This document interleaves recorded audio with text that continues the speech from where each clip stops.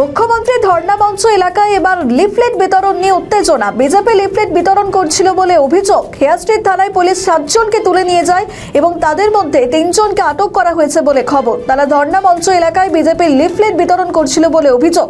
প্রথমে তারা দাবি করে যে তারা দলের কর্মী নয়। লিফলেট বিতরণের জন্য তাদের প্রতিদিন 130 টাকা করে দেওয়া হয়। আর এই ঘটনায় পুলিশ 3 জনকে আটক করেছে বলে জানা যাচ্ছে।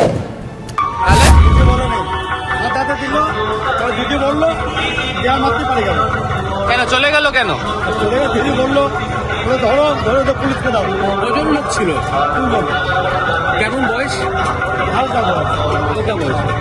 এটা তোমাদের হাতে দিয়ে ওরা দিচ্ছিল? সমাজে আপনার নাম কি? আপনার নাম কি দাদা? আমার নাম কমল মন্ডল। আপনি এখানেই? আমাদের ভিডিও ভালো লাগলে লাইক ও শেয়ার করুন। কমেন্ট সেকশনে আপনাদের মতামত জানান।